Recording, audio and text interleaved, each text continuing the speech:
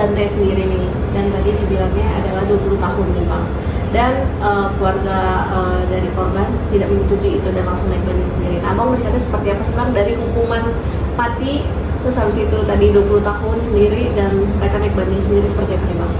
Iya, pertama kan yang harus dilihat adalah yang sudah dinyatakan terbukti oleh hakim. Bahwa yang dinyatakan terbukti oleh hakim ini adalah pasal 340 KUHP, pembunuhan berencana. Artinya bahwa pasal ini maksimalnya adalah hukuman mati, dan sekurang-kurangnya itu adalah 20 tahun, minimal 20 tahun kalau dinyatakan bahwa pelaku terbukti. Yang menarik adalah hakim menyatakan bahwa yang bersangkutan ini, pelaku itu sudah dinyatakan terbukti kan melakukan pembunuhan berencana. Dia tidak mengambil maksimal hukuman mati, seumur hidup atau 20 tahun minimalnya, tapi dia mengambil yang minimal 20 tahun. Kan itu menarik kan. Satu sisi hakim yakin bahwa dia melakukan pembunuhan berencana si pelaku, tapi dihukum yang minimal sekurang-kurangnya adalah 20 tahun. Pertama yang harus dicermati bahwa kasus ini sempat beredar di media sosial kan, bahwa kasus ini tergolong adalah kasus yang sadis karena korbannya adalah anak, ditenggelamkan di kolam renang sebanyak 12 kali, ya, berkali-kali oleh pelaku. Bahwa kasus ini terbongkar bukan karena kesadaran pelaku, itu yang harus diingat, bukan karena pelaku menyerahkan diri, mengakui perbuatannya, salah karena melakukan perampasan nyawa terhadap anak. Bukan itu. Tapi kasus ini terbongkar karena ada laporan dari ibu korban, kemudian polisi membongkar CCTV. Dari CCTV itu kemudian ditemukan serangkaian dugaan tindak pidana pembunuhan secara sengaja terhadap korban. Nah itu.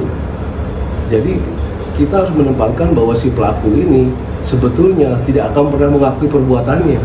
Tidak akan pernah ada permintaan maaf mungkin di persidangan oleh pelaku karena dia menghilangkan nyawa anaknya, tidak pernah ada. Motifnya mungkin dari si pelaku melakukan itu karena hubungan asmara, itu soal lain. Tetapi satu fakta yang kemudian tidak terbantah bahwa pelaku ditangkap dan kemudian ditetapkan tersangka sehingga kemudian dijatuhi vonis hukuman itu terbongkar karena CCTV, bukan karena kesadaran pelaku. Nah itu yang harus kemudian menjadi catatan. Nah kalau misalnya kita melihat bahwa pelaku juga dari awal itu menyatakan bahwa dia melakukan itu karena dengan alasan menolak untuk dituduh sebagai kasus pembunuhan karena melakukan pelatihan pernapasan, kan seperti itu. Ada dugaan-dugaan kebohongan dari si pelaku, ya. Dari kemudian tadi kita melihat bahwa ada rangkaian bahwa dia membela diri seolah-olah bahwa sedang dilakukan latihan pernapasan. Tidak ada kekerasan fisik, sementara polisi ingat pada saat itu pernah melakukan proses ekshumasi terhadap jenazah korban anak ini. Ditemukan pada saat itu ada indikasi tanda-tanda kekerasan, bahkan cubitan dari si pelaku, dan itu kemudian dijadikan sebagai bukti surat dalam kasus ini, masuk dalam proses forensik gitu. Nah harusnya hakim menilai itu gitu. Kalau dia kemudian misalnya hanya dijatuhkan misalnya hukuman 12 tahun, hakim yakin kemudian itu ada pembunuhan berencana, kemudian dia menilai hal-hal yang memberatkan, hal yang kemudian meringankan gitu. Nah itu kan memang hak subjektif hakim, yang kita hormati itu. Tapi yang paling menarik, ada satu hakim yang kemudian dia meminta untuk dijatuhkan vonis seumur hidup, berbeda dengan dua hakim lainnya yang meminta 20 tahun. Kalau kemudian voting, ya memang pasti jatuhnya putusannya adalah 20 tahun yang seperti sudah dibacakan. Tetapi ada satu dissenting opinion, itu satu hakim yang kemudian meminta seumur hidup, itu lebih masuk akal gitu loh.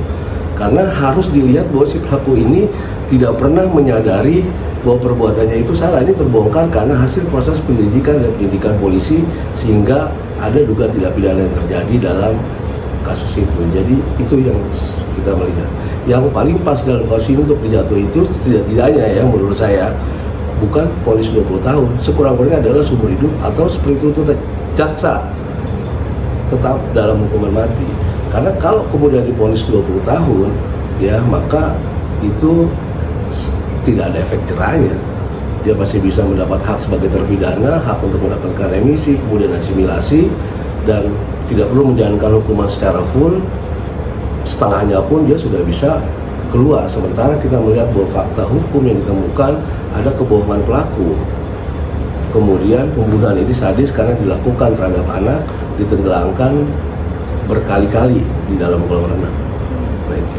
Bang, ini makanya pihak keluarga juga mengajukan banding sendiri nih, kan? Jadi untuk karena nggak wajar gitu loh bang, maksudnya mereka gitu ya, karena udah maksudnya udah bener gitu nggak sih bang tuntutannya itu, maksudnya dia mengajukan banding sendiri. Iya, kalau kemudian hukuman mati jaksa itu kan ada aturan internal dalam kejaksaan itu 2/3 kurang dari tuntutan dia harus mengajukan banding, mengajukan upaya hukum kan, bisa banding, bisa kasasi. Kalau dirasa bahwa polisi 20 tahun ini sangat tidak memenuhi rasa keadilan, ya sudah pas itu. Jadi silakan untuk mengajukan banding. Semoga bisa ketemu dengan hakim yang punya hati nurani dan bisa mempertimbangkan fakta-fakta hukum dan psikologi pelaku pada saat melakukan kejahatan itu.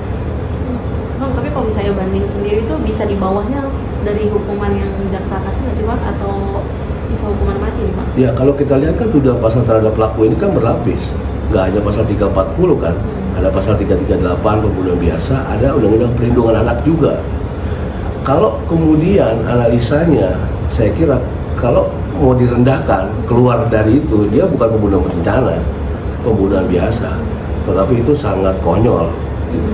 Sangat terlalu dipaksakan juga. Sementara kita lihat bahwa rangkaian peristiwanya itu kan jelas ada jeda waktu yang bisa dipastikan bahwa ini adalah sebuah pembunuhan berencana. Ketika dia berada di kolam renang, ditenggelamkan berkali-kali, sampai kemudian korban muntah, dibawa ke rumah sakit, itu adalah satu rangkaian tindakan yang saya kira masuk dalam pasal tidak pidana pembunuhan berencana. Tetap kerangkanya pembunuhan berencana, maksimal adalah hukuman mati, ada seumur hidup, kemudian ada 20 tahun. Yang menarik adalah kalau hakim yakin bahwa ini adalah pembunuhan berencana, ya kenapa hakim tidak mengambil putusan yang maksimal, tapi dia mengambil yang 20 tahun kan? Atau setidaknya dia mungkin relevan itu adalah seumur hidup lah, atau hukuman mati seperti tuntutan jaksa, bukan yang paling rendah. Yakin ini pembunuhan berencana, tapi dia tidak yakin diambilnya yang 20 tahun. Mungkin terakhir bang, pesan dari abang sebagai praktisi hukum sebaiknya bagaimana dengan hukum-hukum yang sekarang untuk ke depannya?